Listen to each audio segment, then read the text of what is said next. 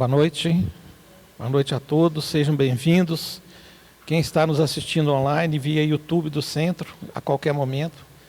Bom ter vocês todos aqui conosco. Vamos começar já com pergunta complicada, né? Assim que é bom, né, Gilmar? Como conviver com familiares difíceis que se recusam a ser ajudados e deixam ser levados pela arrogância? Até quando podemos deixar o problema dos outros nos atingir? Isso aqui é uma realidade no país todo, quem está no mundo todo, né? A gente está vivendo uma crise moral, eu não vou dizer sem precedentes, porque o mundo já foi muito pior, mas estamos vivendo uma crise moral muito grande. Com muita mentira, muita enganação, muita intolerância, muito radicalismo, muita violência. E eu pensei muito nesse tema, porque eu convivi e convivo com isso, como a maioria de vocês também convive. E depois de refletir bastante, eu acho que a forma que a gente tem de atenuar esse problema é só pelo nosso exemplo. Porque quando você tem uma pessoa intolerante, a própria palavra já diz, ela não tolera. Muitas vezes essas pessoas estão muito erradas, mas elas não querem ver a verdade. Há alguma ideologia, alguma ideia acima da verdade, uma coisa absoluta, que você não consegue chegar. E aí, se você for bater de frente, o que vai acontecer? O que acontece quando a pessoa vem para você com uma palavra raivosa, com uma expressão violenta? Como é que você vai reagir?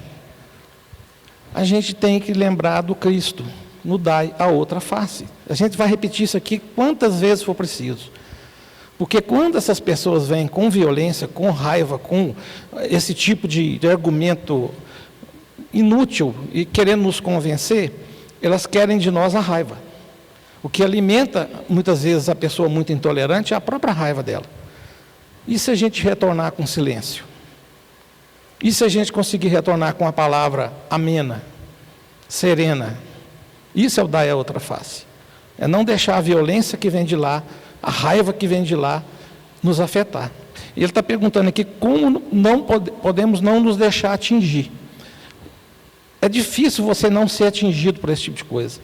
Mas à medida que o tempo vai passando e a gente vai vendo que não resolve, não tem sentido você argumentar com quem não quer argumento, você levar a verdade de fato, com dados, fatos, números, estatísticas, de canais sérios, não adianta. Então, o que a gente vai fazendo? A gente vai meio que afastando dessa situação, e o nosso exemplo é o que pode mudar. Porque a gente não vai conseguir mudar o outro. Nós não estamos aqui para mudar o outro, a gente está aqui para mudar a nós mesmos. E mudando a nós mesmos, a gente muda o nosso ambiente. Sendo na próxima encarnação, porque eu acho que muitos vão passar dessa para a próxima. Eu mesmo fiz acolhimento fraterno algumas vezes e vi pessoas que, do estado que estavam, eu não via saída nessa encarnação. Mas a nossa visão não precisa ficar limitada a uma vida, a uma encarnação apenas. Então, o que eu recomendo é que a pessoa tente se afastar um pouquinho e tentar virar exemplo para essas pessoas. E não discutir mais, não debater, não brigar, não discutir, porque não adianta. Esse tipo de comportamento que está agora em alta é um comportamento perigoso, ele chega a ser violento. Então, você querer convencer uma pessoa dessa forma, nesse nível de intransigência, a mudar, não vai adiantar nada. Seja talvez um exemplo para a vida dela.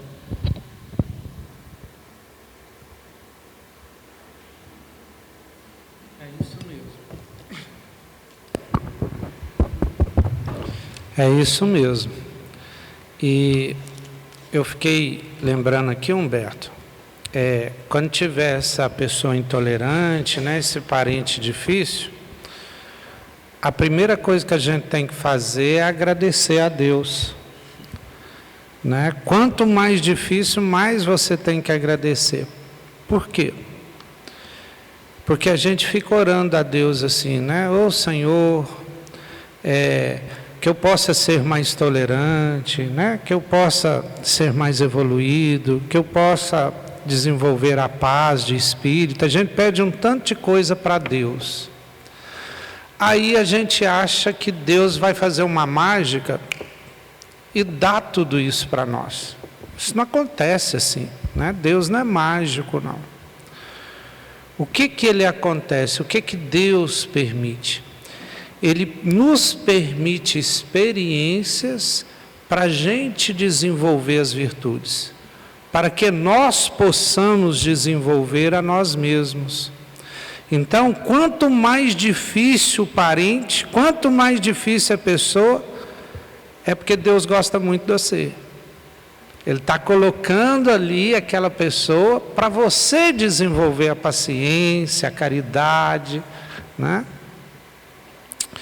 Por isso, Sérgio, que a gente tem que tomar cuidado com o que a gente pede a Deus, né? Eu tenho um primo que trabalha aqui, que ele um dia pediu a Deus assim: ô Senhor, me dê tudo o que eu mereça. Não passou uns 2 dias, ele mudou a oração e falou assim: ô Senhor, me dê o que eu aguente, porque o que eu mereço eu não estou conseguindo suportar. Então, Deus tem uma frase interessante, que não coloca peso maior do que conseguimos suportar. Esses pesos significam as provas da vida, né? As provas que a gente tem dentro da família, em todo lugar. E aí a gente tem as provas corretas, são aquelas que nós precisamos para desenvolver tudo que a gente tem de potencial para ser desenvolvido. Cada um de nós tem uma enormidade de potencial para ser desenvolvido. O que a gente não pode fazer é enterrar os talentos. Se enterrar o talento, aí nós vamos ter problema. Mas se a gente conseguir multiplicar esse talento um pouquinho só, a gente está cumprindo a nossa tarefa. Quem quiser fazer pergunta, gente, esse momento ele é especial porque permite a gente fazer pergunta. A gente está respondendo pergunta aqui, mas são de outros dias. Então, se alguém fizer pergunta, só pedir o bloquinho aí, nós respondemos pergunta de hoje. Tem uma pergunta muito interessante aqui, é o seguinte: qual a visão espírita sobre o suicídio? Suicídio dá uma palestra, né, Sérgio? Podia falar uma palestra inteira aqui sobre suicídio. Um seminário, né? Uma semana de seminário. Mas o mais importante é o seguinte: para nós espíritas, a primeira coisa que a gente vai descobrir, o suicida vai descobrir, é que a vida continua. Aquilo que ele tentou acabar, que é a vida dele, não teve jeito, ele continua no mundo espiritual. Então essa é a primeira coisa. Ele vai ter uma decepção. Agora, o que o suicida, ou aquele que pretende suicidar, tem que entender? Ele tem que entender que não é a vida dele a causa da dor que ele está sentindo. E que verdadeiramente ele não quer acabar com ele mesmo. Ele quer acabar com a dor que ele sente. Então, em vez de tentar acabar com a vida, que não vai resolver o problema da dor, pelos casos que a gente conhece, a dor vai piorar, porque tem a decepção e tem as consequências naturais do suicídio. Ele tem que buscar solucionar aquela dor, buscar as causas daquela dor. E aí eu não vou me aprofundar muito sobre isso, não tem tempo, é só uma questão. Mas a receita de Jesus para eliminar a dor, a depressão, a solidão, é o amor. Se a gente viver o amor que Jesus ensinou, a gente vai esquecer um pouco do nosso ego, do nosso eu, e vai começar a expandir isso para as outras pessoas. E aí é uma mágica mesmo, aí a dor nossa desaparece. E aí ele vai ter alegria em servir. alegria que vem do amor, do ato do amor. Então, a nossa ideia de suicídio é que é um ato inútil, é um ato que só aumenta a nossa dor, só multiplica a nossa dor. Ao invés de buscar o suicídio, vamos buscar entender a nossa dor. Só para finalizar, mais uma historinha real. Nós admiramos muito um espírita aqui de Divinópolis, chamado José Carlos Pereira. Tem até uma escola com o nome dele em homenagem a ele. Foi ele que criou o Centro Espírita Estudantes do Evangelho, foi ele que criou o Lar das Meninas. E ele me contou uma vez que ele estava pensando em suicidar. Ele era um cara muito inteligente e tal, mas ele bebia muito e a vida não fazia sentido para ele. E ele disse que um dia à noite, ele, procurando em cima do guarda-roupa, ele achou um livro chamado Depois da Vida, de Leon Denis. Leon Denis foi um dos maiores filósofos dentro do Espiritismo, se não o maior. Conheceu Kardec na adolescência dele, se apaixonou por Espiritismo e merece ser lido. Um livro aqui que eu até arrepio quando lembro é O Grande Enigma, onde ele vai encontrar Deus na natureza. Mas ele estava pensando em se suicidar, viu ali aquele livro Depois da Vida, se interessou.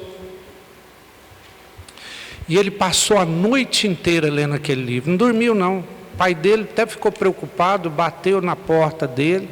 Você está bem? Ele falou, não, estou bem, pai, estou lendo. Leu a noite inteira e transformou a vida dele. Nunca mais bebeu, nunca mais pensou em suicidar e fez um tanto de obras, um tanto de realizações na nossa cidade. E ele conta um caso pitoresco que foi o seguinte: ele começou a mexer com essas coisas, Espiritismo, século XX, década de 50. Então, foram duas irmãs católicas aconselhar o pai dele. Falar que o filho dele estava mexendo com essas coisas e que era para ele aconselhar o filho dele a sair do Espiritismo, que essas coisas é coisa do demônio. Aí o pai dele, que era um matuto, mais sábio, foi e falou assim para as irmãs: olha, eu não sei o que é esse tal de espiritismo não. Não sei se é coisa do demônio, nada disso eu sei. Mas meu filho transformou, ele passou de água para o vinho, ele saía, chegava aqui bêbado, era encontrado bêbado na rua, e depois que ele descobriu o espiritismo, ele se tornou outra pessoa. O que você falou, Humberto, exemplo. Então, mesmo o pai dele não conhecendo, tendo ali duas autoridades irmãs, ele falou: olha, eu não vou mexer com isso não, porque isso fez muito bem para ele. E é o que Jesus nos ensina lá nas parábolas evangélicas, quando ele fala assim: você conhece a árvore pelos frutos. Quando acusaram Jesus de ser servo do demônio, porque Jesus também foi acusado na época, de seguir demônio, ele falava que o demônio obedecia a ele porque ele tinha parte com o demônio. Então, a postura, a transformação da pessoa é que realmente indica a qualidade da árvore que a gente bebe. Já que começamos a falar de dor, e você falou do Zé Carlos, o Sérgio estava aqui, eu vou falar do Zé Amaral. Porque o Zé, ele fez uma explanação sobre dor e sofrimento que eu achei maravilhosa. Então eu consegui captar algumas coisas dele, então aspas para o que eu vou falar, que são coisas que ele me ensinou, nos ensinou, para a gente aprender um pouco do que ele falou, de agradecer. Primeira coisa, a dor, a gente quando nasce, a gente tem o livre-arbítrio, e o nosso livre-arbítrio tem que ser treinado, a gente começa sem saber nada. Então a gente tem que ir aos poucos, exercitando, para a gente poder ir melhorando. toda perda gera dor. Toda perda. E tem que gerar na gente uma transformação interna e pessoal. Ele falou, inclusive, que se não fosse pela dor, a gente estaria até hoje nas cavernas, né? Foi a expressão que ele usou, que eu achei muito interessante. Então, essa dor, ela precisa gerar em nós uma transformação pessoal. E para que essa dor gere uma transformação pessoal, a gente tem que entender o que é essa dor e o sentido dela na nossa vida. O que acontece é que a gente agrega à dor alguns componentes que vão potencializar aquele sentimento, que são culpa, mágoa, medo e revolta. Nenhum desses 4 vai te ajudar a chegar em lugar nenhum. O que vai gerar é um sofrimento que pode ser completamente desnecessário.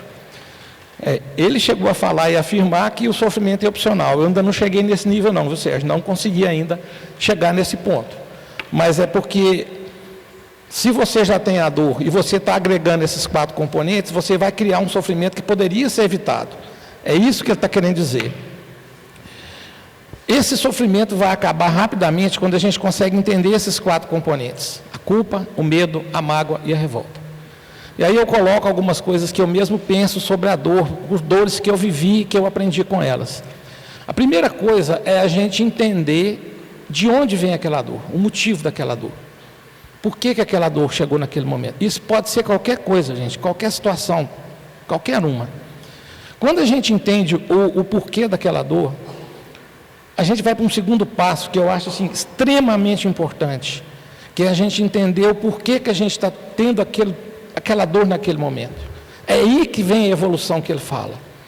Se eu consigo entender, eu vivi isso há pouco tempo, em 5 minutos eu entendi porque que aquela dor estava me pegando. Em 5 minutos, porque eu tinha essa visão. Aí eu entendi e vi que aquela dor era para eu mudar coisas que eu não estava vendo. Eu não estava enxergando. Doía, gerou amargura, tristeza, até um princípio de depressão, né? Em função da situação que se criou, porque a gente é humano, né? Sente e tudo. Pode causar dor física, dor psicológica, dor emocional. Mas só de eu entender o que aquela dor queria de mim, a situação começou a mudar. Eu senti até um alívio quando eu vi que é comportamental. Eu tinha que mudar um comportamento. Aquele comportamento eu não estava enxergando da forma que ele me afetava. Então essa dor veio para mim. E aí passou um período que eu tive que resolver essa questão e chegou o momento do agradecimento, que o Jomar citou. Quando eu agradeci aquela dor pela lição que ela me deu, a situação foi se diluindo com o tempo. Então dor, todos nós vamos sentir. Dor, todos nós vamos viver. O que o Zé fala, que eu também achei muito interessante, é quando a gente espera mudar alguma coisa, fazendo sempre a mesma coisa. Ele fala que esse tipo de coisa é uma... Qual o termo que ele usou aqui? É uma palavra, é uma insensatez, uma coisa parecida. Uma coisa... Gente, aí eu vou contar o caso dos pescadores, Sérgio, que é muito engraçado. 2 pescadores foram para a Amazônia, pegaram um aviãozinho, pararam numa ilha e foram pescar. E tinha uma regra que falava que você só podia pegar peixe acima de 40 quilos.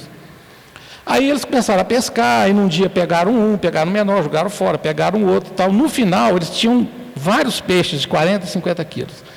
E aí o aviãozinho chegou para pegar esse povo. Aí o piloto olhou aquilo e falou assim, não cabe no avião não. O avião não dá conta disso aqui não. É muito peso. Aí o que eles fizeram? Não, mas o piloto da semana passada, da outra viagem, colocou os peixes e levou. Tá bom. Aí subiu. Quando chegou lá em cima, o avião começou a dar pino. Desceu, quase caiu. Ele falou assim, mas como é que faz? Eu falei, não, semana passada nós caímos aqui também. Não adianta querer um resultado diferente fazendo as mesmas coisas. Não adianta. Então, para a gente enfrentar a dor, para a gente enfrentar esse momento, eu acho que a doutrina espírita é uma bênção, gente. Porque a gente muda o sentido. E eu estou falando de dor de perda de um ente querido, de perda de um animalzinho querido, de problemas na família, problemas com amigos, com problema com o trabalho.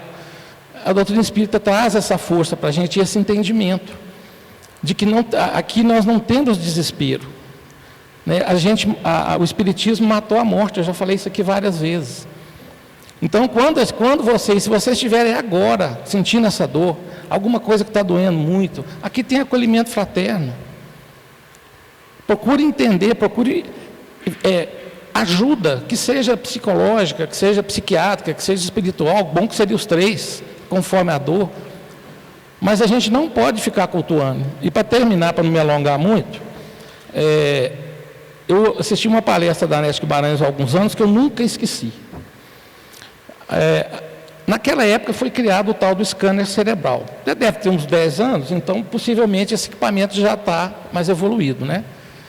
E ali você via o que causava mais sofrimento e o que causava mais satisfação no ser humano. A satisfação eu não vou falar que vai demorar, mas o que causava, aliás, o que não causava eu não vou falar só do que causava, que era medido por essa máquina no lobo frontal. Quer dizer, você dava para a pessoa uma situação e a máquina media como o cérebro dela se comportava, né? E aí são 3 principais fatores de satisfação do ser humano a nível científico e cerebral. O primeiro deles é o conhecimento. Quando a pessoa aprendia alguma coisa, aquela área do cérebro pipocava. Para vocês terem uma ideia, eles pegaram pessoas com poder e pessoas com grande beleza que não acontecia isso. Quer dizer, não era o poder, não era o dinheiro e não era a beleza. O segundo é a superação. Quando você supera alguma coisa, quando você, por exemplo, um atleta de alto rendimento, você faz uma questão de estudo, você passa em algum concurso, e o terceiro, gente, é o sofrimento. Por incrível que pareça, o sofrimento traz satisfação para o ser humano como numa prova científica. E é por isso que às vezes você vê o ser humano compartilhando dor, brigando dor. Eu já fui voluntário no hospital por muito tempo, então eu cansei de ver isso lá, né? Eu costumo contar o mesmo caso, mas ele é bom que ele é engraçado. Você chega num quarto para servir um café, igual a gente fazia lá, você viu uma senhora discutindo com outra senhora. Não, mas porque eu estou com a hérnia, assim, doendo, eu estou com 3. Aí eu olhando. Aí outro dia eu estava na feira e a gente vai ficando perceptivo para essas coisas, né? O senhor, numa barraca que eu gosto sempre de comprar um queijo lá, um queijo de búfala, muito bom. Eu perguntei pelo filho dele. O filho dele faleceu, que é o que me atendia, um rapaz novo, né? Aí eu fiquei conversando com ele, né? Levando uma palavra de conforto. A senhora que estava do lado cutucou assim, eu perdi um primo. Queria um consolo. Queria um consolo também. Então, gente, a gente tem que fazer a história é engraçada, mas ela é muito séria. Por que a gente tem prazer em sentir dor? Por que nós estamos cultuando essa dor? O que leva o ser humano a ter isso como terceiro motivo de satisfação ao lado das outras coisas? É uma reflexão que tem que ficar para todos nós.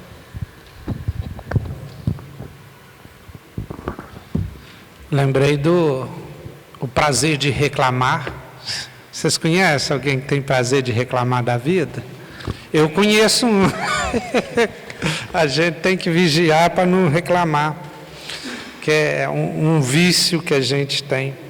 Gente, eu não falei que pergunta do dia, que é bom, da noite. Eu recebi aqui 3 perguntas, e eu não sei qual que eu respondo, porque uma é muito profunda, uma é muito atual, a outra é muito instigante.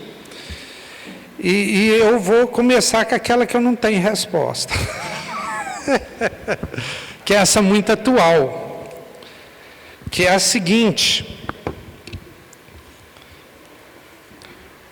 o que a doutrina espírita fala sobre essa questão do bebê reborn? Ah, não, aqui também não. Já tanto na TV, tanto no lugar, aqui também. Então, o que acontece? Todo mundo sabe o que é o bebê reborn? Quem não sabe? Levanta a mão. Todo mundo sabe? Ah, pelo menos um que não sabe para mim falar o que é. O bebê reborn são os bebês que agora está em moda. Reborn do inglês é renascido. Mas, na verdade, o bebê é a cara de um bebê humano. Você olha assim, é igual um bebezinho. E o que é complicado é que as pessoas estão pegando esses bebezinhos e tratando eles como se fosse gente mesmo, um bebê de verdade. Aí tem uma série de polêmicas, né? O padre que não quer batizar o bebê reborn e a mulher quer ser batizada. Leva o bebê reborn para passear, leva para aquilo como se fosse realmente verdade. Até atendimento na UPA do bebê reborn, que é uma boneca, né? Então, o que acontece? Para a gente falar o que a doutrina espírita fala sobre isso, é tão atual e tão novo que eu não li nenhuma mensagem de algum espírito superior que falasse alguma coisa para nós sobre isso. E quando fala doutrina espírita, é muito complexo, né, a gente falar isso, porque a doutrina, inclusive hoje nós vamos ver, quem ficar para o estudo de hoje nós vamos tentar aprofundar no que é o espiritismo, entender o aspecto científico, o aspecto filosófico e o aspecto de revelação que a doutrina espírita tem. Então, eu posso falar aqui o que eu entendo, né, e o que a doutrina espírita, o meu conhecimento espírita me permite a entender disso. Primeira coisa, que nem a doutrina espírita, é Jesus, mas a doutrina espírita reafirma, não julgar ninguém. Porque pode até haver com essa pessoa uma psicopatia que a gente não entende. Então, o não julgamento é essencial para você acolher essa pessoa, né? Que de alguma forma parece que há claramente uma transferência, né? Primeiro transferiu-se para os gatinhos, para os cachorros, que começaram a substituir os filhos, os bebês, né? E houve essa transferência, né? Mas parece que gatinho, cachorro dá muito trabalho também. Então, esse bebê reborn não dá trabalho nenhum, porque é uma boneca, né? Não faz xixi, não faz cocô, não tal. Então, é uma transferência, de alguma forma é uma transferência psíquica, né? Então, o que a doutrina fala a respeito, nós vamos ter que aguardar, né, alguns médios, alguns espíritos superiores, dar uma informação maior. Mas o que eu posso falar é, primeiramente, não vamos julgar, né, e vamos procurar acolher essas pessoas e entender por que elas estão fazendo essa substituição, né, e se isso tem um grau de profundidade maior que possa afetar a vida da pessoa, né? Claro que todos os espíritos têm liberdade, a doutrina espírita, inclusive, fala a respeito do livre-arbítrio, que é importante, mas a gente tem que tomar cuidado até o ponto que isso passa a ser doentio, né? Até o ponto que isso passa a ser prejudicial, principalmente para ela mesma. Então, é uma coisa muito atual, muito moderna, e que a gente ainda vai procurar entender isso aí pela ciência, pela filosofia e pela revelação espírita. Só complementando, Jomar, muito interessante a sua fala, porque está gerando muita raiva em muita gente. Eu vi uma psicóloga que fez um perfil psicológico completo dessas pessoas. A maioria não quer enfrentar a realidade, está criando um mundo paralelo. E a gente fica com raiva dessas pessoas, a gente não tinha que ter raiva. Realmente, a questão de não julgar vale. Eu pensava de uma forma diferente, mas a palavra do Jomar foi fantástica. Mas que tem ali uma coisa de desvio psicológico ou psiquiátrico, em muitos casos sim, outros não, são colecionadores, guardam em casa, né? Não chega aos extremos. Jesus era médium? Essa pergunta é uma pergunta muito interessante, e eu vou abrir a resposta falando de milagre. Gente, na doutrina espírita não tem milagre. E para a gente falar da mediunidade de Jesus, eu achei um texto de Eurípides Barçanufo, psicografado no livro Através do Tempo, na lição 44, página 119, psicografia do Chico, dia 8/4/1959, no Centro Espírita Casa do Cinza, em Uberaba. Olha que interessante, nós vamos pegar os supostos milagres de Jesus e vamos mostrar que todos eram fenômenos mediúnicos. E Jesus era um médium de altíssimo grau. Olha que interessante, eu vou ler para a gente não alongar muito. Quem hoje ironiza a mediunidade em nome do Cristo, esquece-se naturalmente de que Jesus foi quem mais a honrou neste mundo, erguendo-a ao mais alto nível de aprimoramento e revelação, para alicerçar a sua eterna doutrina entre os homens. É assim que começa o apostolado divino. Olha aqui, santificando-lhes os valores na clara audiência e clara evidência, quer dizer, escutar e ver, entre Maria e José, a Maria e Isabel, José e Zacarias, Ana e Simeão, no estabelecimento da Boa Nova. Aí eu fui pegar o que é a Boa Nova para não ficar perdido. Trata-se de um conjunto de personagens espiritualmente preparados para receber e testemunhar a chegada de Cristo na Terra. Ou seja, são instrumentos de espiritualidade superior que participam diretamente na introdução da Boa Nova, que é o Evangelho de Jesus. Então, esse milagre, na verdade, era uma mediunidade de clarevidência e clareaudiência. Vamos seguir. E segue a audiência adiante, enaltecendo-a na inspiração dos doutores do templo. Essa inspiração foi um fenômeno de efeitos físicos, não foi milagre. É o segundo que a gente vê e entende por que Jesus era esse médium. Ao transformar a água em vinho nas bodas de Caná, sublimando-a nas atividades da cura, ao transmitir passes de socorro aos cegos, paralíticos, desalentados e aflitos, reconstituindo-lhes a saúde. Quer dizer, aquele milagre foi passe magnético. Instruindo-a na levitação, quando caminha sobre as águas, dignificando-a nas tarefas de desobsessão, ao construir e consolar os desencarnados sofredores ligados aos alienados mentais que lhes surgem à frente, glorificando-a na materialização, que para mim é o maior exemplo da mediunidade de Jesus, que ele se materializa depois do terceiro dia, porque o corpo dele, um dia nós vamos poder falar sobre o estudo do Santo Sudário, que mostra direitinho o que aconteceu, à luz da doutrina espírita e da ciência, tá? Que eu estou falando. Que aí nós vamos poder entender que o corpo de Jesus se foi, e que o que aconteceu com ele foi um espírito que se materializou, né? E se transfigurando ao lado dos espíritos radiantes no símbolo do Tabor, que é uma montanha elevada localizada na Galileia. E elevando-se sempre no magnetismo sublimado ao aliviar os enfermos com a simples presença, ao revitalizar corpos cadaverizados, ao multiplicar pães e peixes para a turba faminta ou apaziguar as forças da natureza. E confirmando o intercâmbio entre vivos da terra e vivos da eternidade, reaparece ele mesmo ante os discípulos espantados, traçando planos de redenção que culminam no dia de Pentecostes.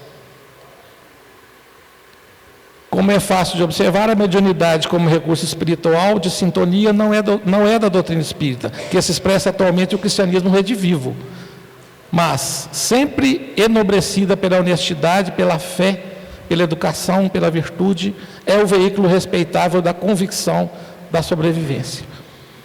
Então, vários e vários milagres de Jesus são explicados pela sua mediunidade fantástica, e eu acredito até que não houve na Terra alguém que tivesse todas essas faculdades como Jesus tinha.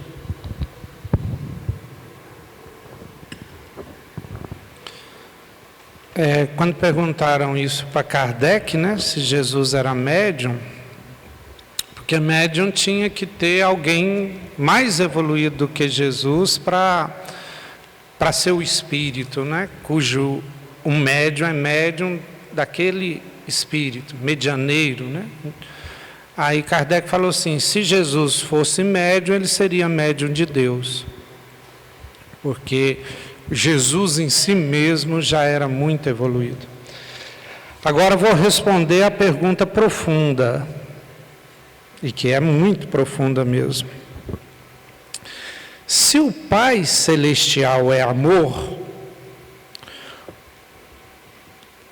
por que ele não impede o estupro de uma criança inocente e tantas outras maldades no mundo? Se Deus é amor, por que ele não impede? citou uma maldade aqui, mas tantas outras.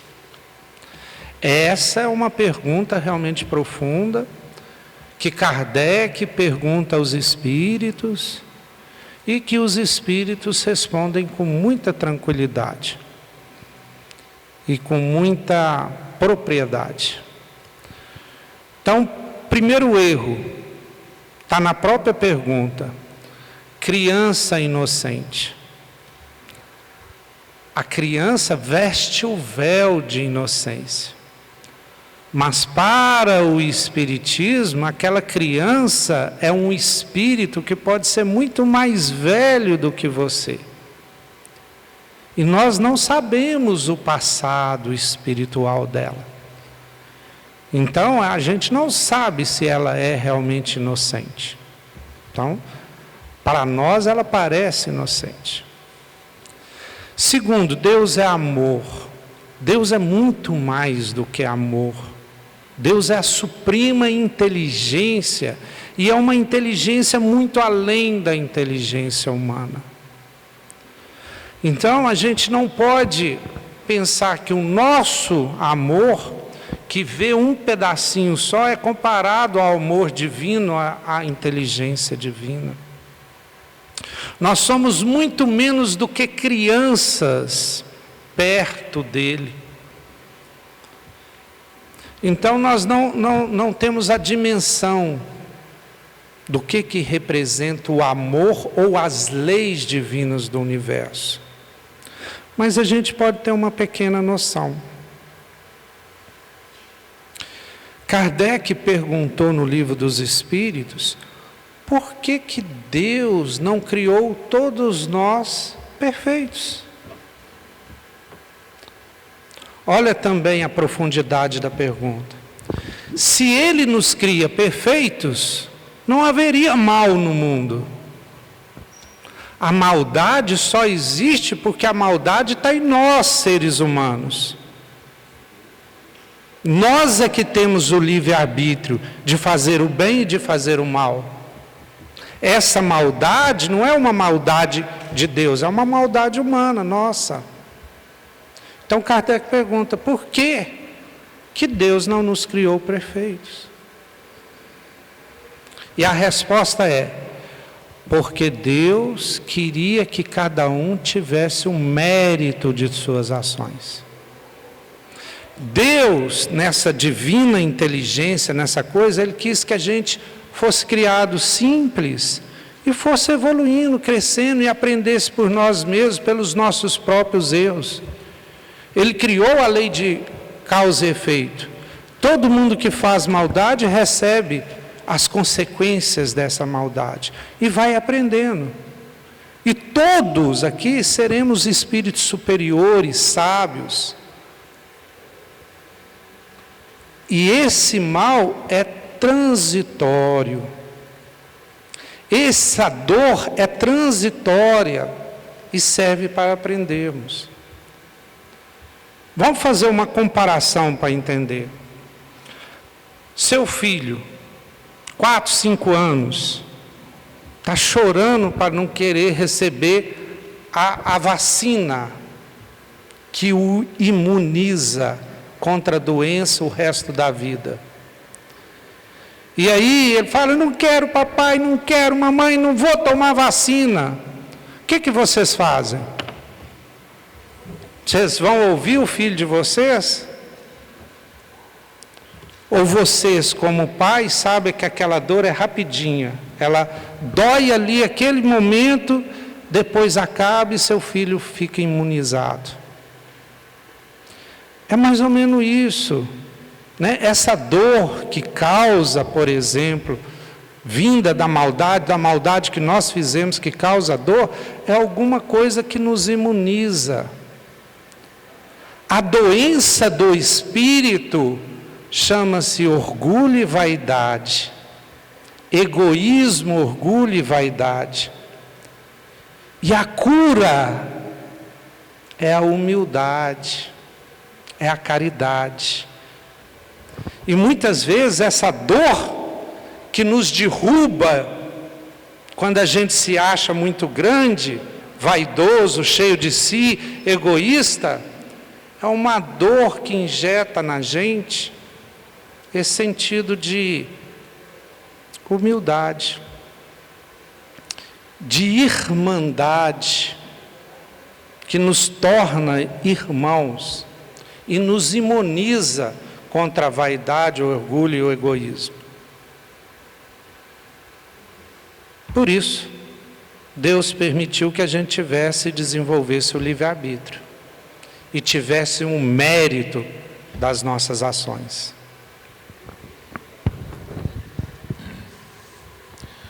Como o nosso comportamento influencia a nossa morte? Gente, essa pergunta é tão boa que eu sempre vou me lembrar e sempre vou ter aqui comigo uma pergunta que vai responder e vai tranquilizar o nosso coração. Quer saber como é que vai ser a sua morte? Olha como é que é a sua vida. Simples assim. Se a gente tiver alguma coisa para mudar de comportamento, na nossa reforma íntima, mude agora, dá tempo. O nosso comportamento, a nossa evolução espiritual, o nosso combate aos vícios morais, o nosso combate a esses vícios que nos transtornam. Orgulho, vaidade, egoísmo, cobiça, inveja. Eu vou ler para vocês uma das respostas mais geniais que eu encontrei na doutrina espírita. E eu carrego sempre comigo essa pergunta do Consolador, porque eu nunca tinha ouvido a expressão. Logo após a morte, o homem se depreende do invólucro material, pode sentir a companhia dos entes amados que se desprenderam no além? Por que essa pergunta tem a ver com a minha resposta? Porque é da primeira parte dela.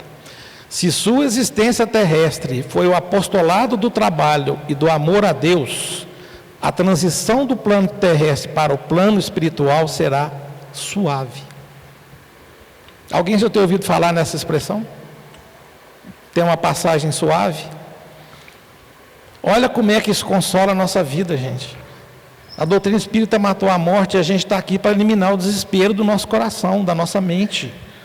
Difícil a gente entender isso, porque nós não estamos vivendo agora a nossa vida em risco, nós estamos aqui seguros. Mas e quando chegar a hora da gente passar por mais uma desencarnação? Como é que vai ser? Eu, particularmente, tenho comigo a minha convicção de que eu quero sair dessa vida melhor do que eu entrei, porque eu acho que nós estamos na melhor versão de nós mesmos nesse momento. Essa é uma frase que eu não vou cansar de repetir.